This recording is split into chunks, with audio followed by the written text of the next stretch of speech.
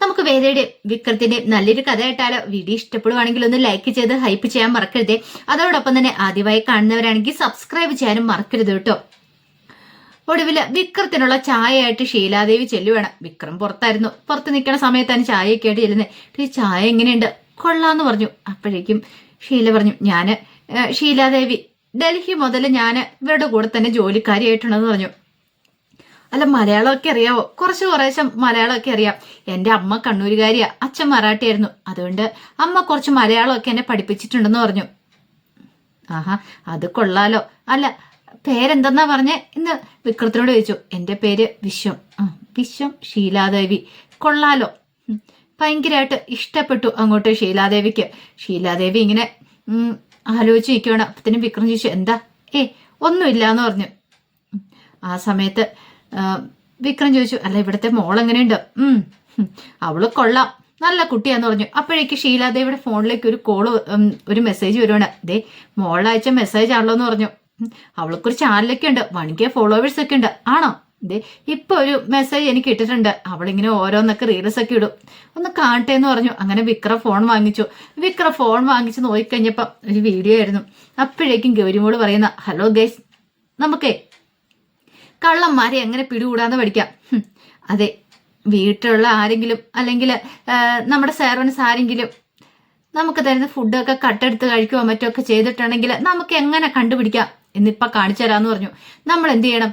നേരെ അടുക്കളയിലേക്ക് പോകണം. അങ്ങനെ പോയിട്ട് ഫോണുമായിട്ട് പോയിട്ട് അവിടെ പോയി വീഡിയോസ് ഇങ്ങനെ പിടിക്കണമെന്ന്. അപ്പോഴേക്ക് ഷീലാദേവി അവിടെ വന്നിട്ട് കൊച്ചിന്റെ പാലിനകത്ത് ഹോർലിക്സ് ഇറക്കാനായിട്ട് എടുത്തിട്ടുണ്ടായിരുന്നു. അപ്പൊ അതിന്റെ പകുതി കുറെ എടുത്തിട്ട് വായിലേക്ക് ഇടുന്ന ആ ഒരു രംഗമൊക്കെ ഷൂട്ട് ചെയ്ത് വെച്ചിരിക്കുകയായിരുന്നു ഗൗരിമോള്. അതെല്ലാം വിക്രം കണ്ടിട്ട് ചിരിക്കുകയാണ്. ഷീലാദേവി മോള് പറയുന്നേരം കേൾക്കുന്നുണ്ടായിരുന്നു. അവൾക്ക് മനസ്സിലായ തനിക്കിട്ട് പണി കിട്ടിയെന്നുള്ള കാര്യം.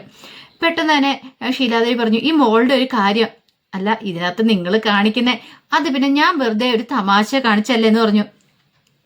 പെട്ടെന്ന് ഫോണും വാങ്ങിച്ചോണ്ട് ഷീലാദേവി അവിടെ നിന്ന് അങ്ങോട്ട് കടന്നു പോവാണ്. പിന്നീട് നേരെ ഗൗരിമോളുടെ അടുത്തേക്ക് വന്നു. മോളെ, നീ ആ വീഡിയോ പോസ്റ്റ് ചെയ്തോ? ഇല്ല, അച്ഛൻ്റെ അടുത്ത് കൊടുക്കണം പോസ്റ്റ് ചെയ്യാനായിട്ട്. ഞാൻ കാല് പിടിക്കാം, ആ വീഡിയോ പോസ്റ്റ് ചെയ്യരുത്. ആഹാ, അപ്പം ചേച്ചിയല്ലേ പറഞ്ഞത് ഞാനാണ് ഇവിടുത്തെ ഹോർലിക്സ് പൊടിയൊക്കെ കട്ടെടുത്ത് തിന്നുന്നതെന്ന്? അയ്യോ, അത് ഞാൻ വെറുതെ പറഞ്ഞ. അങ്ങനെ കള്ളത്തരം പറയാൻ കൊള്ളാവോ? അയ്യോ, ഇനി ഞാൻ അങ്ങനെ പറയത്തില്ല. എങ്കിൽ ഒരു കാര്യം ചെയ്യണം. എന്ത്? ഞാൻ ഇതാരോടും പറയാതിരിക്കണമെങ്കിൽ ഇനി മുതൽ എനിക്ക് പാലും പൊടിയും വേണ്ട. അയ്യോ, അത് തന്നില്ലെങ്കിൽ എന്നെ വഴക്ക് പറയും. തരാതെ ഇരിക്കുവാണെങ്കിൽ ചേച്ചിക്ക് കുഴപ്പമില്ല, ഇനി എനിക്ക് കൊണ്ട് തരല്. തന്നു കഴിഞ്ഞിട്ടുണ്ടെങ്കിൽ ഞാൻ ഈ കാര്യം പറയുമെന്ന് പറഞ്ഞു. ഒടുവിൽ ഷീലാദേവിക്ക് സമ്മതിക്കേണ്ടതായിട്ട് വന്നു. അല്ലെങ്കിൽ ഗൗരിമോള് പണി കൊടുക്കും എന്നുള്ള കാര്യം മനസ്സിലായി. അങ്ങനെ ഷീലാദേവി അങ്ങോട്ട് പോയി കഴിഞ്ഞപ്പത്തിന് ഗൗരിമോള് ചിരിക്കുവാണ്. ഇത്തിരി കഴിഞ്ഞപ്പോ തരുൺ പോവാനായിട്ട് റെഡിയാവുകയാണ്. റെഡിയായി കഴിഞ്ഞപ്പോഴത്തേനും ഗൗരിമോൾ അങ്ങോട്ട് വന്നു. മോള് റെഡിയായെന്ന് ചോദിച്ചു. അതെ, ആ ബോഡി ഗാർഡിനോട് എന്റെ മുറി വരെ ഒന്ന് വരാൻ പറയണമെന്ന് പറഞ്ഞു. എന്തിനാ? എന്റെ ബാഗ് എടുക്കാനായിട്ട്. അത് ഞാൻ എടുക്കാലോ. വേണ്ട, എനിക്ക് അയാളെ ഒന്ന് ഇന്റർവ്യൂ ചെയ്യാനും കൂടെ ഉണ്ട്. കൂടുതൽ ഇന്റർവ്യൂ ഒന്നും ചെയ്തേക്കല്ലോ കേട്ടോ. ഇല്ല എന്ന് പറഞ്ഞു. എന്നാ ശരി, അച്ഛൻ പോയിട്ട് വരാന്ന് പറഞ്ഞ് തരുൺ അങ്ങോട്ടേക്ക് ഇറങ്ങിപ്പോയി. ആ സമയത്ത് ഗൗരിമോളും മുറിയിലേക്ക് വന്നു. പിന്നീട് കുറച്ച് ഗോളുകൾ, ചെറിയ ചെറിയ വട്ടുകൾ എടുത്തിട്ട് എന്ത് ചെയ്തു? മുറിയില് തറയും മുഴുവൻ ഇങ്ങനെ വെതറി വെക്കുവാണ്. ഇത് വെച്ചൊരു പണി കൊടുക്കണം. ഗൗരിമോൾ ഇങ്ങനെ ചിന്തിക്കുവാണ്. അയാൾ ഇങ്ങോട്ടേക്ക് കയറി വരും. ആ ചമ്പൂകൻ എന്ന് പറയുന്നവൻ അയാൾ വന്ന് ഇത്തേല് തെന്നി അടിച്ച് താഴെ കിടക്കണം. ഗൗരിമോൾക്ക് ചിരി സഹിക്കാൻ പറ്റിയിട്ടുണ്ടായിരുന്നില്ല. അപ്പോഴേക്കും തരുൺ എങ്ങോട്ട് എന്നിട്ട് വിക്രത്തെ വിളിച്ചു. വിശ്വം, ഞാൻ ഇറങ്ങിയേക്കുക, മോളുടെ കാര്യങ്ങളൊക്കെ നോക്കണം. ശരി സാറേ, ഇപ്പൊ അകത്തേക്ക് ചെല്ലാൻ പറഞ്ഞു. ശരിയെന്ന് പറഞ്ഞു. അങ്ങനെ തരുൺ അങ്ങോട്ട് പോയി കഴിഞ്ഞപ്പോ വിക്രം അകത്തേക്ക് അങ്ങോട്ട് കയറി വന്നപ്പോ ഷീലാദേവി ചോദിച്ചു, എന്താ? അല്ല, മോളുടെ മുറി ഏതാ? അതെ, ആ കാണുന്നാന്ന് പറഞ്ഞു. എന്തിനാ? അല്ല, മോളങ്ങോട്ട് ചെല്ലാൻ പറഞ്ഞു. അതെ, ഞാൻ പറഞ്ഞോന്ന് ചോദിച്ചു. വേണ്ട വേണ്ട, എന്താ ആവശ്യം ഉണ്ടെങ്കിലും വിളിക്കാൻ പഠിക്കരുത്. ശരിയെന്ന് പറഞ്ഞു. അങ്ങനെ പിന്നീട് ഗൗരിമോളുടെ മുറിയുടെ അവിടെ വന്നിട്ട് വിക്രം കഥയെ മുട്ടുവാണ്. അപ്പോഴേക്കും ഗൗരിമോൾ അകത്ത് കാത്തിരിക്കുന്നുണ്ടായിരുന്നു. ഗൗരിമോൾ ചോദിച്ചു, ആരാ? മാലാഹയോ? മാലാഹയോ? എന്തിനു വന്നു? എഴുത്ത് തരാൻ വന്നു. എന്തെഴുത്ത്? തലയിലെഴുത്ത്. ഗൗരിമോൾ ചോദിച്ചു, എന്ത് തല? മൊട്ട തല എന്ന് വിക്രം പറഞ്ഞു. ഗൗരിമോളും വിട്ടില്ല. എന്തു മൊട്ട? വിക്രം പറഞ്ഞു, കോഴിമൊട്ട. ഗൗരിമോള് ചോദിച്ചു, എന്ത് കോഴി? അപ്പൊ പോവൻ കോഴി എന്ന് പറഞ്ഞു. എന്ത് പോവാനെന്ന് ചോദിച്ചപ്പോ വിക്രം പറഞ്ഞു, കാട്ടു പോവാനെന്ന് പറഞ്ഞു. ഗൗരിമോള് ചോദിച്ചു, എന്ത് കാട്? വിക്രം പറഞ്ഞു, പട്ടിക്കാടെന്ന് പറഞ്ഞു. എന്ത് പട്ടിയാന്ന് ചോദിച്ചു. അപ്പൊ പേപ്പട്ടിയാന്ന് വിക്രം പറഞ്ഞു. അപ്പോഴേക്കും ഗൗരിമോള് പറഞ്ഞു ശരി ഡോർ ഓപ്പൺ ചെയ്തോളാൻ പറഞ്ഞു.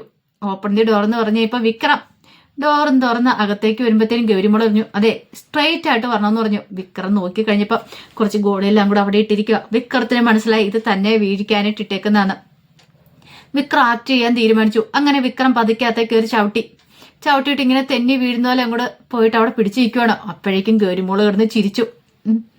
ഇപ്പൊ എങ്ങനെയുണ്ട്? അതെ ഒരു കാര്യം ചെയ്യാം മിസ്റ്റർ ബീജ അതൊക്കെ എടുത്തു വെക്കാൻ പറഞ്ഞു. ബീജ അതാരാ? ബോഡി ഗാർഡാന്ന് പറഞ്ഞു. കൊള്ളാലോ എന്ന് വിക്രം ആലോചിച്ചു. അങ്ങനെ വിക്രം കൂടെ കൂടി അതെല്ലാം പെറുക്കണ സമയത്ത് പുറത്ത് സ്കൂൾ ബസ്സിന്റെ സൗണ്ട് കിട്ടു. ഇതേ ബസ് ഒന്ന് ഓണടിക്കുന്നുണ്ടെന്ന് പറഞ്ഞു. അതൊക്കെ അവിടെ നിന്നോളൂ എന്ന് പറഞ്ഞു. പിന്നീട് വിക്രം പെട്ടെന്ന് തന്നെ ഗൗരിമോളയും കൊണ്ട് ഇറങ്ങിപ്പോയി. അങ്ങനെ ഗൗരിമോളെ സ്കൂൾ ബസ് കയറ്റിയിട്ട് വിക്രം അതിന്റെ പിന്നാലെ തന്നെ പോവുകയാണ്. അപ്പൊ എസ്കോട്ട് പോകണമല്ലോ സ്കൂളിലേക്ക്. അതിനുവേണ്ടി അതിന്റെ പിന്നാലെ തന്നെ ബൈക്കും കൊണ്ട് പോയി.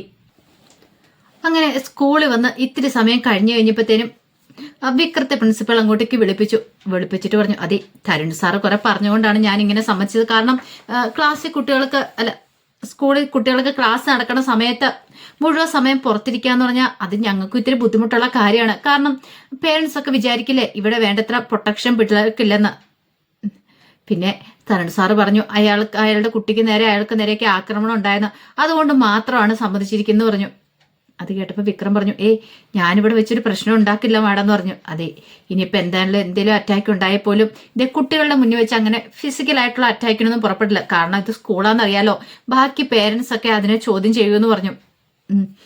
അങ്ങനെ കാര്യങ്ങളൊക്കെ തരുൺ സാറ് പറഞ്ഞിട്ടുണ്ടെന്ന് പറഞ്ഞുകൊണ്ട് മാത്രം ഇയാളെ ഇവിടെ നിർത്താൻ സമ്മതിച്ചെന്ന് പറഞ്ഞു.